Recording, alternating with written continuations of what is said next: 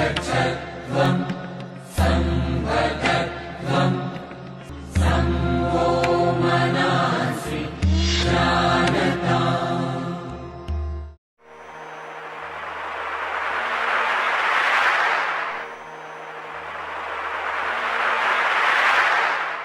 ओम विश्वानि देव सवितदुरितानि परासुव यद्भद्रं तन्न आसुव।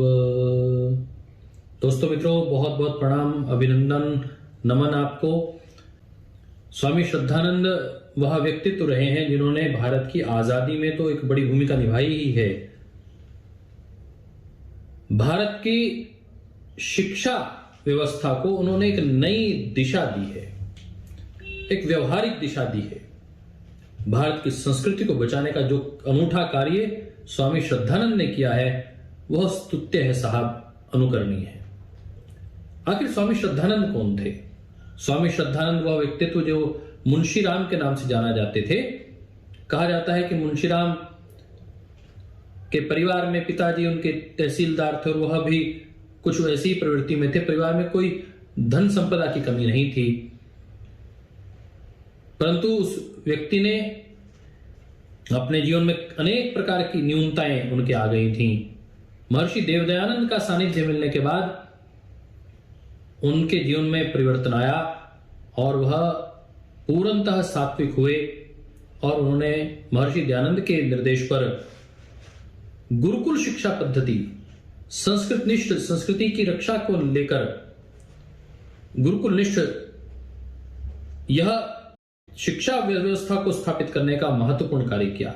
उन्होंने गुरुकुल कांगड़ी की स्थापना की। वह गुरुकुल जो कांगड़ी गांव में स्थित है, हरिद्वार का जो वर्तमान की गंगा धारा बहती है उसके दाईं ओर उधर पार करके ऋषिकेश की तरफ ये कांगड़ी गांव है। मुझे वह देखने का अवसर मिला। आज वहां की जमीन बेचकर इस तरफ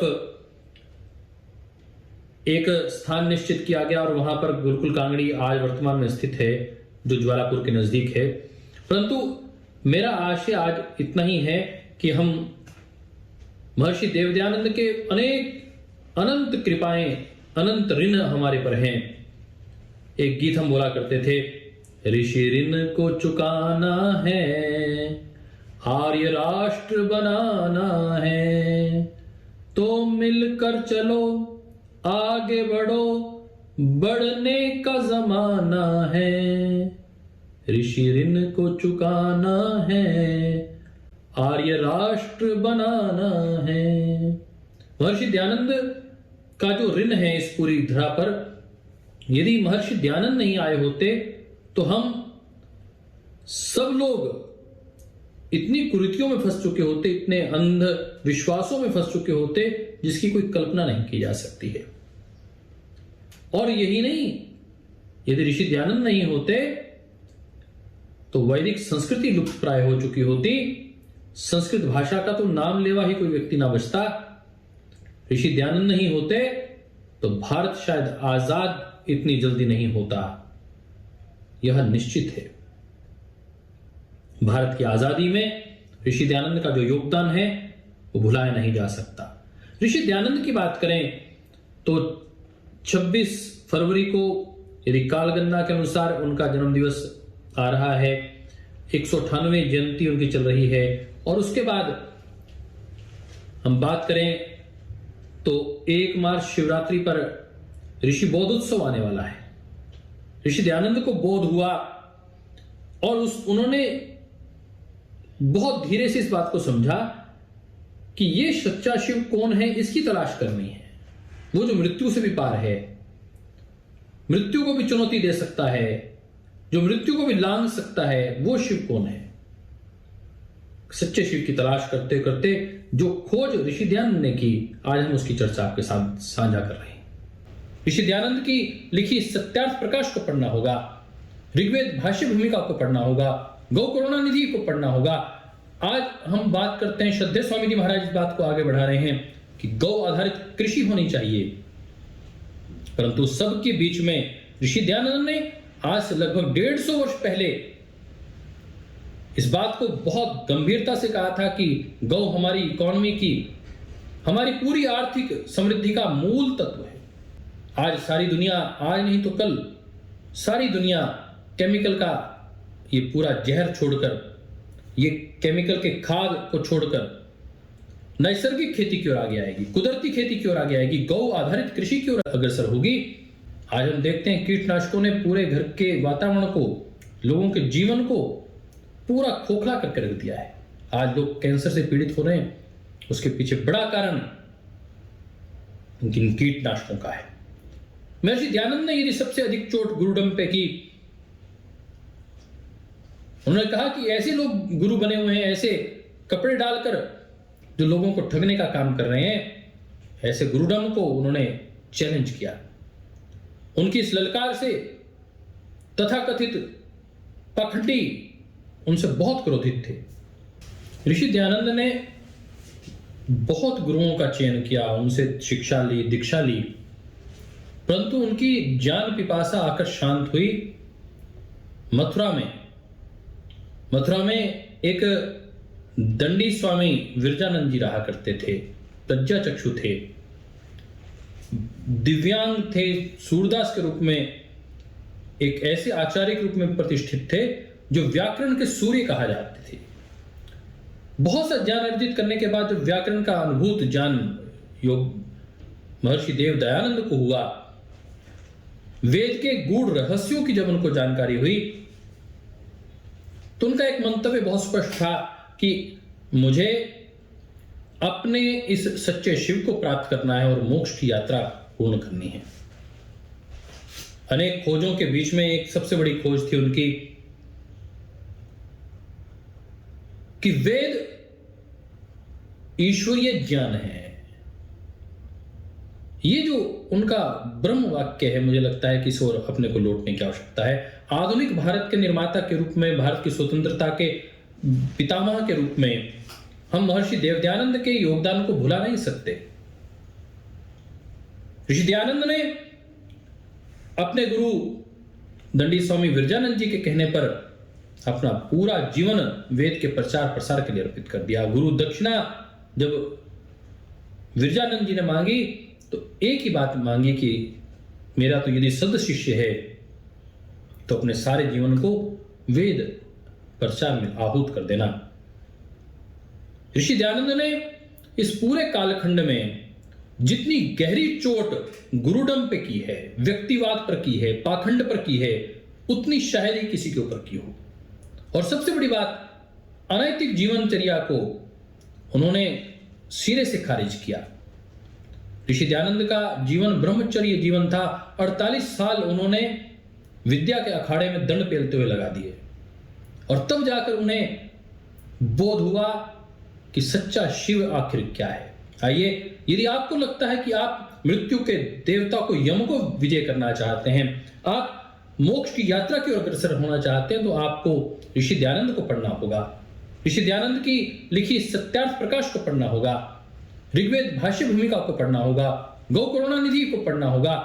आज श्रद्धेय स्वामी जी महाराज को हम देखते हैं, उन्होंने अपने जीवन में बहुत स्पष्ट, अपने पहले दिन के उनके वक्तव्य से स्पष्ट होता है कि वो बहुत धीरे से कहा करते थे कि मैं कोई व्यक्ति को चेला चेली बनाने के लिए नहीं आया हूं, और ये श्रद्धेय स्वामी जी महाराज ने करके दिखाया।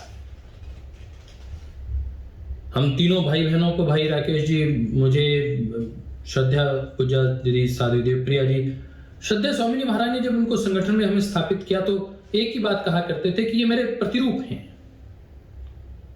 जो मैं कह रहा हूं माने ये कह रहे हैं, जो मैं हूं यही मेरा प्रतिरूप है, इनका उतना ही आदर, उतना सम्मान करना चाहिए। हमें भी कई बार बड़ा आश्चर्य होता था कि श्रद्धेय स्वामी जी महाराज इतने बड़प्पन से कैसे अपनी बात कहते हैं। और जब मुख्य केंद्रीय प्रभारी शब्द के साथ आदरणीय शब्द, परम आदरणीय तक श्रद्धेय स्वामी जी महाराज शब्दों का कई बार उच्चारण कर दिया करते थे, तो हमें बड़ा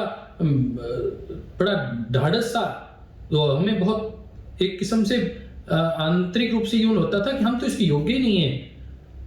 अपनी योग्यता पर हमारे प्रश्न चिन्ह खड़े हो जाया करते थे। परंतु परम श्रद्धेय स्वामी जी महाराज ने कभी भी व्यक्ति नहीं, व्यक्तित्व की पूजा के ऊपर चर्चा की है। कुछ लोग समझते नहीं, कई बार लोग ऐसा होता है कि चापलूसी करना, प्रियाचरण करना, किसी अच्छे अधिकारी के नजदीक आने के लिए, किसी व्यक्ति के नजदीक आने के लिए उसको बहुत अधिक बटरिंग करना, यूं कहें भारत की भाषा में वर्तमान में, तो ऐसा करते ही हैं। मैं देखता हूं हमारे आसपास के भी कुछ साथी, कुछ कार्यकर्ता, जबकि मैं ऋषि दयानंद का शिष्य हूं और हमारा पूरा परिवार, मेरे दादाजी महाशय रामचंद्र आर्य, पिताजी श्री ओम प्रकाश जी, चाचा जी सत्य प्रकाश आर्य जी, हमारी बुआ जी सावित्री जी और शन्नो जी, शकुंतला जी, ये सारे ऐसे परिपक्व आर्य समाजी थे कि मैं यूं कहूं कि उन्होंने जीवन पूरा ऋषि दयानंद की अनुकृति करते हुए बिताया है, उनके संदेशों को जीवन देते हुए बिताया है। और वो व्यक्ति पूजा के नितांत विरोधी थे। आर्य समाज की कल्पना में ये बहुत स्पष्ट है, निर्धारित है। फिर भी मैं देखता हूं कि कुछ लोग, हम उत्तर प्रदेश जाते हैं तो सामान्यतः एक दूसरे को लोग गुरुजी कह देते हैं, ये गुरुजी जैसा ये कहेंगे हम तो उनका साथ वैसे चलेंगे। कोई गुरु शब्द को इतना सामान्य बना दिया गया, इतना हल्का। आज पिछले दिनों योग बोर्ड की बैठक चल रही थी, कहने लगे कि योग गुरु की भी एक डेफिनेशन रखेंगे। अरे भैया, योग गुरु की डेफिनेशन कैसे रख सकते हैं? योग गुरु तो एक पदवी है जो व्यक्ति श्रद्धा के साथ स्थापित होती है। मैंने इसका विरोध किया। मुझे आभार ज्ञापित करता हूं आयुष के सेक्रेटरी महोदय का कि उन्होंने योग गुरु शब्द को लेने से इनकार की और फिर हमने शब्द रखा योग मास्टर। योग गुरु बहुत बड़ा शब्द है साहब। मैं कई बार देखता हूं मेरे आसपास के साथी कार्यकर्ता भी कई बार कुछ तो श्रद्धा भाव की दिखाने के लिए करते हैं, कुछ चापलूसी के लिए, कुछ बटरिंग के लिए गुरुजी शब्द भी जोड़ देते हैं और कहते ही नहीं, कई बार लिख भी दिया करते हैं। और वो कई बार श्रद्धेय स्वामी जी महाराज के उस भाव को लेकर कि श्रद्धेय स्वामी जी महाराज ने कहा है कि ये मेरे प्रतिरूप हैं, उसको लेके आगे चलते हैं। परंतु मैं उनसे बहुत हृदय से निवेदन करता हूं कि इस प्रकार के प्रियाचरण से, इस प्रकार के भावों से अपने को बचना है। ऋषि दयानंद के उस सिद्धांत को जीना है कि व्यक्ति नहीं व्यक्तित्व की पूजा हो, चित्र नहीं चरित्र की पूजा हो। इस भाव को स्थापित करके हमें इस कार्य को आगे बढ़ाना है। ऋषि दयानंद के इस जन्मोत्सव और बोधोत्सव के हम अग्रसर हैं और आज हम ये संकल्प लें कि हम गुरुडम से, अंधविश्वास से, व्यक्तिवाद से ऊपर उठकर राष्ट्र के लिए अपना सर्वस्व न्योछावर करेंगे। भारतीय संस्कृति, भारतीय भाषाओं के लिए हम आगे बढ़ेंगे। मैं श्रद्धेय स्वामी जी महाराज की ये पत्रिका, जो आपको पता ही है कि योग संदेश के नाम से निकलती है, मैं इसका जनवरी का अंक पढ़ रहा था। 26 जनवरी के सारे कार्यक्रम इसमें लिखे हुए थे। मैं इसमें देख रहा था कि जब इसकी शाश्वत प्रज्ञा पढ़ रहा था तो शाश्वत प्रज्ञा में श्रद्धेय स्वामी जी महाराज ने बहुत स्पष्ट कहा कि योग, आयुर्वेद एवं स्वदेशी क्रांति के बाद पतंजलि अब शिक्षा क्रांति और स्वास्थ्य क्रांति की ओर अग्रसर है। हम 100, 200 और 500 वर्ष के भारत की एक नवीन रचना कर रहे हैं। आने वाले हेल्थ सिस्टम को हम एक दिशा देने का काम कर रहे हैं। अभी तक शिक्षा के क्षेत्र में जो क्रांतिकारी कदम हुए हैं, चाहे वो आचार्य कुलम के माध्यम से हुए हों, पतंजलि गुरुकुलम के माध्यम से हुए हों, पतंजलि विश्वविद्यालय के माध्यम से हुए हों, उसमें बहुत अभी बड़ा कदम आने वाले समय में होने वाला है, जब ग्लोबल गुरुकुल, लगभग 1000 एकड़ भूमि हमने पलवल फरीदाबाद के क्षेत्र में ली है। वहां पर एक ग्लोबल गुरुकुल और ग्लोबल यूनिवर्सिटी खोलने की योजना है, जहां लोग कहा करते थे कि हमारा अतीत बहुत गौरवपूर्ण है, परंतु वर्तमान क्या है? हमारे अतीत में तो नालंदा भी था, तक्षशिला भी था, जब पूरी दुनिया के लोग पढ़ने आया करते थे। शिक्षा का, ज्ञान का बहुत बड़ा स्तर था भारत का। हमारे क्या योगदान हो सकता है? हम अपने राष्ट्र को कितने गौरवशाली स्थान पर पहुंचा सकते हैं, देखना यह है। और श्रद्धेय स्वामी जी महाराज ने, श्रद्धेय आचार्य श्री ने इस ओर कदम बढ़ाया है। पूज्य गुरु चरणों में हम नमन करते हैं, वंदन करते हैं कि इतनी बड़ी संकल्पना के साथ उन्होंने इस विषय को लिया कि अब पतंजलि ग्लोबल यूनिवर्सिटी की बात आ रही है और विश्व को योग में, अर्थात आध्यात्मिक भारत और आध्यात्मिक विश्व बनाने का संकल्प पुनः स्थापित करने का ये जो उनका सामर्थ्य तो है ही, प्रारब्ध भी है और ईश्वर की कृपा, आप सब कार्यकर्ताओं का सहयोग और इस राष्ट्र और पूरे विश्व के जो योग साधक हैं उनकी सद्भावना यदि साथ जुड़ जाएगी, प्रार्थना जुड़ जाएगी, तो ये कार्य निश्चित रूप से पूर्ण होने वाला है। हम कहां से शुरुआत कर सकते हैं? ऋषि दयानंद गुजराती थे, संस्कृत भाषा पे उनका बहुत अच्छा अभ्यास था, उनकी पकड़ थी, वर्चस्व की स्थिति थी। वो महर्षि दयानंद ने हिंदी भाषा को स्वीकार किया। जब उन्होंने कहा कि हमें भारत को एक सूत्र में बांटना है, कौन सी भाषा बांध सकती है, तो उन्होंने कहा कि हिंदी भाषा ही एक ऐसी भाषा है जो पूरे राष्ट्र को एक भाषा, एक सूत्र में बांध सकती है। मैं आपसे निवेदन करना चाहूंगा, हम पहले छोटा सा संकल्प ले लें।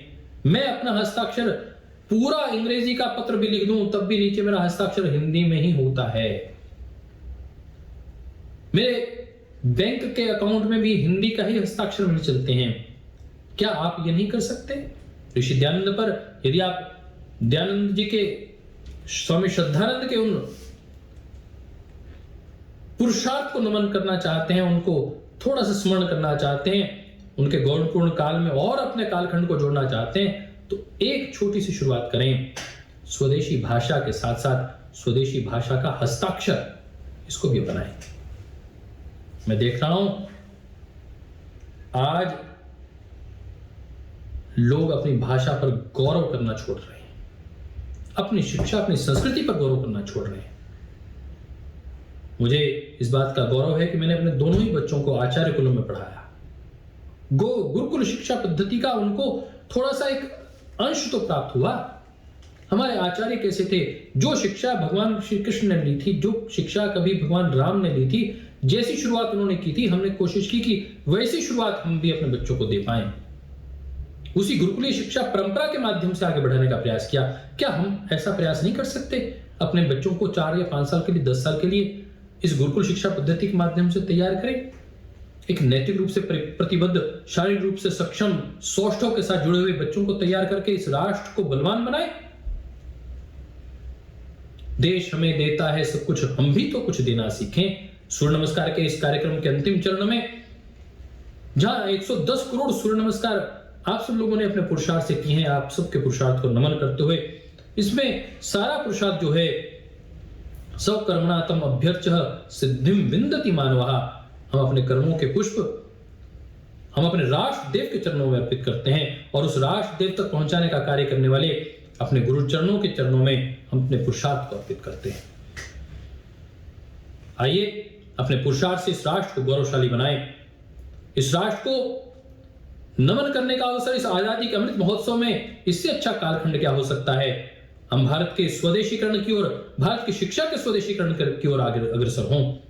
लोग मुझसे पूछते हैं कि ऐसे विद्यालय कहां मिल सकते हैं जहां ब्लेंड ऑफ एजुकेशन हो, जहां भारतीय शिक्षा पद्धति भी पढ़ाई जाए, जहां संस्कृत की बात भी हो, नैतिकता की बात भी हो, वेद और धर्म की बात भी हो, और वहां ज्ञान, विज्ञान, मैथ और साइंस की बात भी हो, टेक्निक की बात हो, आईटी की बात भी हो। तो दोस्तों मित्रों, आपका एक ही डेस्टिनेशन है, वो है आचार्य कुलम पतंजलि विश्वविद्यालय ग्लोबल गुरुकुल। आइए आप अपने बच्चों को उस संस्थान में भेजें। और कुछ ऐसे विद्यालय अब आप सामने से जुड़ने वाले हैं जो भारतीय शिक्षा बोर्ड से जुड़ेंगे। हम आमंत्रित करते हैं, आइए उन विद्यालयों के साथ जुड़ें, अपने बच्चों को उन विद्यालयों में पढ़ाएं। तो आप पाएंगे कि उन्हें एक स्तर की शिक्षा मिल रही है, उनको भारत का गौरवशाली इतिहास पढ़ने को मिलने वाला है, उन्हें भारत की संस्कृति से जुड़ने का अवसर मिलने वाला है, उन्हें 2 विदेशी भाषाओं की जानकारी तो मिलेगी ही, संस्कृत निष्ठ हिंदी भाषा, मां बोली का भी उन्हें अवसर मिलेगा। मैं यूं नहीं कहता हूं केवल हिंदी भाषा में ही आप हस्ताक्षर करें, मैं तो इतना ही कहना चाहता हूं, यदि आप तमिल हैं तो अपना हस्ताक्षर तमिल में करें, यदि गुजराती हैं तो गुजराती में अपना हस्ताक्षर करें, यदि मराठी है तो मराठी में करें, यदि आप उड़िया हैं तो उड़िया में करें, यदि बंगाली हैं तो बंगाली में करें। यह गौरव, स्वदेशी भाषा का गौरव, यह आप में जागृत हो। मुझे लगता है कि ऋषि दयानंद को इससे अच्छी श्रद्धांजलि नहीं हो सकती। स्वामी श्रद्धानंद को, उन्होंने सारे गुरुकुल का निर्माण किया, गुरुकुल शिक्षा पद्धति को स्थापित किया, अपने बच्चों को वहां पढ़ाया, और आखिर लोगों ने ऐसी जाल बुना कि उस ऋषि कोटि के महान व्यक्तित्व को उनके ही यूनिवर्सिटी से धक्के मार के बाहर निकाल दिया। हो जाता है, ऐसी परिस्थितियां बन जाती हैं। सारे दुष्ट लोग एक सद्भावना करने वाले एक श्रेष्ठ व्यक्ति के पीछे लग जाया करते हैं और उसको निकालने में आतुर हो जाया करते हैं। ऋषि दयानंद को मारने की जब बात आई, एक ही बात थी, एक वेश्या को ऋषि दयानंद ने एक राजा को इस वेश्या के पास जाने से रोका। उसको वेश्या इस बात को स्वीकार नहीं कर पाई और उसने जहर पिलाकर ऋषि दयानंद को समाप्त कर दिया। 17 बार जहर देने के बाद ऋषि दयानंद उस जहर को निकाल नहीं पाए, नहीं तो 16 बार उन्होंने योगिक क्रियाओं के माध्यम से, नौली क्रियाओं के माध्यम से उठा के जहर को बाहर फेंक दिया। आज हमें अपने व्यक्तित्वों को बचाने की भी आवश्यकता है, हमें अपनी गुरु परंपरा की रक्षा करने की आवश्यकता है, परंतु यह भी देखना है कि हम किसी पाखंड के शिकार ना हो जाएं और कहीं प्रियाचरण करते हुए हम गुरु शब्द को बहुत छोटा ना कर दें। और इस वर्तमान कालखंड में आधुनिक भारत के निर्माता यदि महर्षि दयानंद हैं, तो इस युग के संवाहक के रूप में, ऋषि परंपरा के संवाहक के रूप में हम योग ऋषि श्रद्धेय स्वामी जी महाराज को देखते हैं। उस कार्य को आज गौरवपूर्ण स्थिति में लाने का काम परम श्रद्धेय स्वामी जी महाराज ने किया है। और ये बात यदि आती है कि आखिर गुरु तत्व क्या है, आखिर ईश्वर क्या है, तो मेरे साथ आज मैं देख रहा था योग दर्शन और पतंजल योग सूत्रों के विभिन्न भाष्यों को मैं पढ़ रहा था, और ये जब बात आई कि आखिर ईश्वर तत्व क्या है, तो बहुत पहले ही अध्याय में महर्षि पतंजलि इस बात को बहुत धीरे से कह देते हैं, ईश्वर प्रणिधानाद्वः it is possible to reach this restrained state of consciousness through devotion and surrender of oneself to the supreme being or God। अपने इस सबसे उचली जो समाधि की अवस्था है आप कब प्राप्त कर सकते हैं? कहते हैं जब आप ईश्वर को अपना सर्वस्व अर्पित कर देते हैं, आप समर्पण की स्थिति में आ जाते हैं, जहां आप कोई प्रश्न नहीं करते, आप अपने आप को ही अर्पित कर देते हैं। कहते हैं प्रभु ईश्वर तत्व है क्या? तो कहते हैं क्लेश कर्म विपाकाशय रप्रह मृष्टः पुरुष विशेषः ईश्वरः। पहले ही अध्याय के 24वें सूत्र में this being is a supreme unique soul untouched by any application और पेन, अनअफेक्टेड बाय एक्शंस और their fruits. He is free from impressions of cause and effect. Hence this universal being is termed as supreme being, पुरुष विशेषा और God. वह जो किसी क्लेश कर्म से बंधता नहीं है, मैं कोई काम करूंगा या अच्छा होगा या बुरा होगा, पाप मिलेगा या पुण्य मिलेगा, परंतु वह परमात्मा जो भी करेगा इस पाप और पुण्य के बंधन से वो सदैव मुक्त रहता है। क्लेश कर्म विपाकाशयी रप्रह मृष्टः पुरुष विशेषः, जो अनटस्टेड है, अप्रहमृष्टः अनटस्टेड, अनअफेक्टेड, पुरुष विशेषा distinct person is called born. क्या है वो तत्व? तो कहते हैं तत् निरतिशयम सर्वज्ञ बीजम, in him resides the unsurpassed omniscience, seed of all the knowledge. ये आपको लगेगा कि ये तो बहुत गहरी बात है। तत् निरतिशयम सर्वज्ञ बीजम, वह सबका ही सीड है।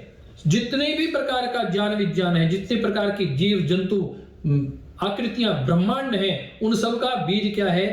तो कहते हैं वो परमात्मा है। तत् निरतिशयम सर्वज्ञ बीजम। तो क्या कहा? स एषा पूर्वेषामपि गुरु कालीन न उच्छेदात्, वह गुरुओं का भी गुरु है, वो परमात्मा सबका गुरु है। इसलिए गुरु शब्द को हल्के से कहीं भी किसी के साथ प्रयोग ना करें, और साहब हम जैसे लोगों के साथ तो कदाचित भी नहीं। यदि आप स्वतंत्रता सेनानियों की बात करें तो राम प्रसाद बिस्मिल का नाम, भगत सिंह का बात करें तो भगत सिंह के पिता सरदार किशन सिंह, उन्होंने स्वयं भगत सिंह का जनेऊ संस्कार करवाया। ऋषि दयानंद से जुड़े हुए उनकी विचारधारा से ओतप्रोत व्यक्तित्व थे। बात करें मैडम भिकाजी कामा, भगत सिंह, पंडित लेखराम, स्वामी श्रद्धानंद, चौधरी छोटू राम, पंडित गुरुदत्त विद्यार्थी, पंडित श्यामजी कृष्ण वर्मा, विनायक दामोदर सावरकर जी, लाला हरदयाल जी, मदन लाल ढींगड़ा, राम प्रसाद बिस्मिल, गोविंद रानाडे, महात्मा हंसराज, लाला लाजपत राय, ये ऐसे नाम हैं जो आपको सहज स्मरण में आ जाएंगे। और इनके माध्यम से जो कार्य हुआ है भारत को के नवजागरण का, उसके हम केवल कल्पना कर सकते हैं, उसको उनके पुरुषार्थ को नमन कर सकते हैं, प्रणाम कर सकते हैं। आइए इस अभिनव कालखंड में हम चित्र की नहीं चरित्र की पूजा, व्यक्ति नहीं व्यक्तित्व की पूजा के ऊपर अपना ध्यान केंद्रित करेंगे। इतना ही कहते हुए आपसे इतना ही निवेदन करता हूं कि हम गुरुडम और व्यक्तिवाद से ऊपर उठकर अपने जीवन में स्वदेशी भाषा, स्वदेशी संस्कृति को लाएंगे और अपने हस्ताक्षर स्वदेशी भाषा में ही करेंगे। ओम शांति शांति शांति। संगच्छध्वं संवदध्वं संवो